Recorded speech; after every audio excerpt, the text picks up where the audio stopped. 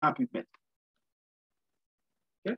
Donc, là, par exemple, je vais faire ma recherche, mais je fais ma recherche là sur quel moteur? Sur Google ou sur PubMed?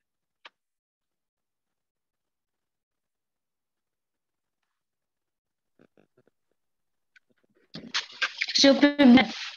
Sur PubMed, ok. Parce que certaines fois, certains Sur disent PubMed. qu'ils ont fait la recherche sur Google. Non, Google me permet d'accéder à quelque chose. Et c'est sur cette autre source-là que j'ai fait la recherche. Donc, il faut préciser.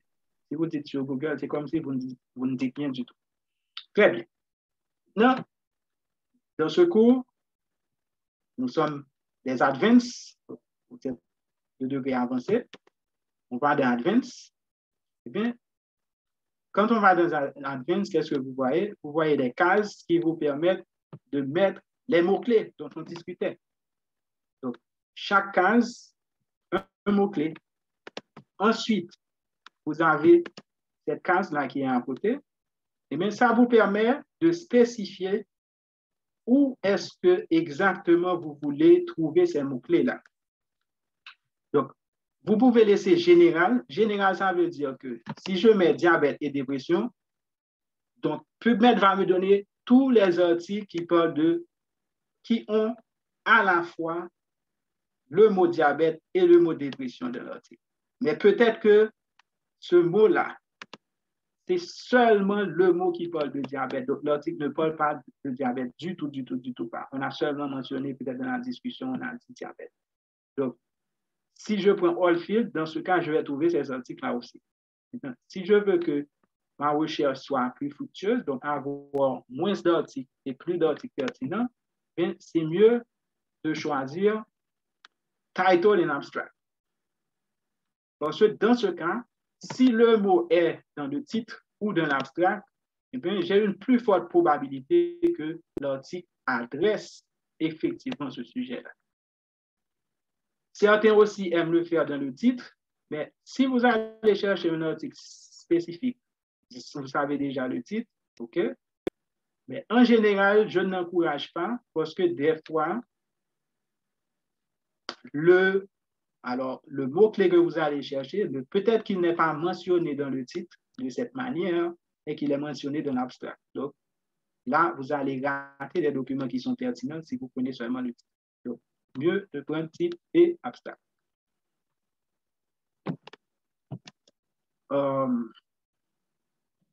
Quel mot-clé qu'on va choisir? Disons diabetes.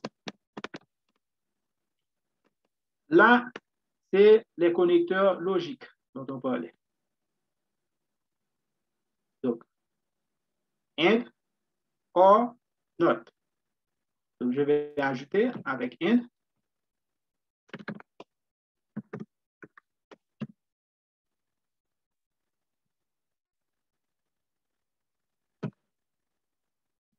Okay. Donc là, j'ai mis diabète et dépression. Donc, ça veut dire que je demande de rechercher les documents qui, dans leur titre ou dans leur abstract, parlent à la fois de diabète et de dépression. Donc, j'ai entré mes mots-clés. Je vais commencer avec ces deux-là. Je fais search.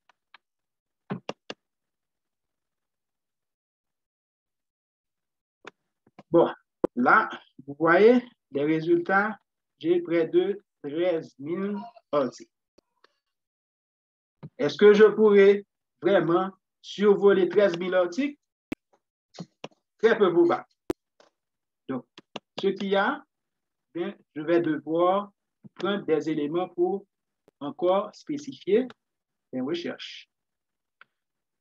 Bon, allons-y pour les éléments. Bon, un des éléments, je sais que je dois avoir le document entier pour pouvoir faire une bonne évaluation.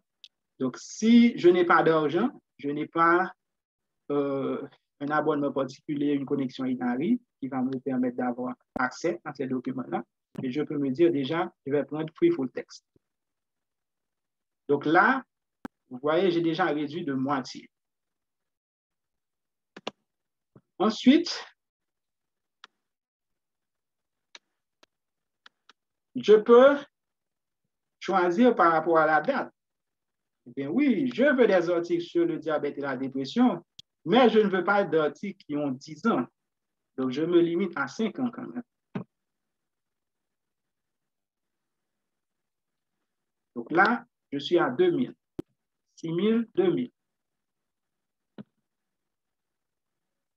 Il va. Eh bien, peut-être que je veux limiter à une tranche d'âge.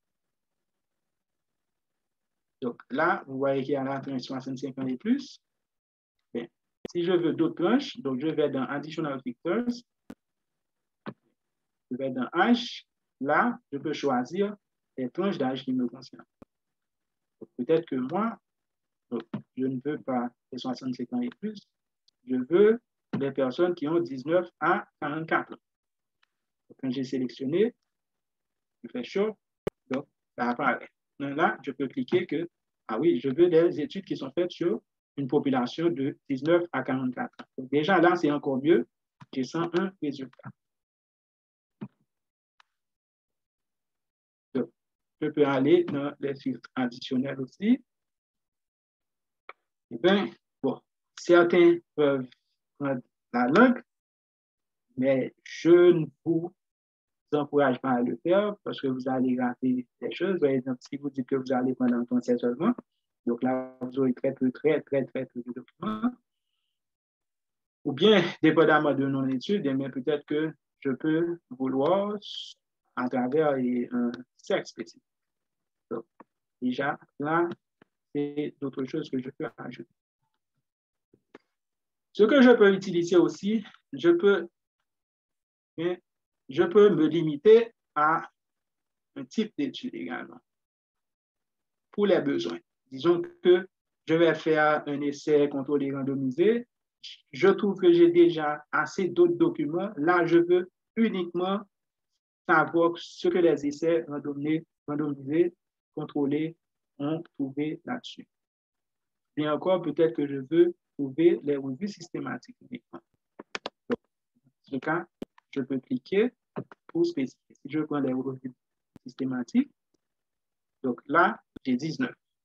Donc, vous voyez comment je suis parti de près de 13 000 pour aboutir aux 19 qui sont les plus importants pour moi à travers la date de publication, à travers le type de population que je veux cibler, à travers les documents qui sont gratuits et à travers les revues systématiques qu'il me fallait.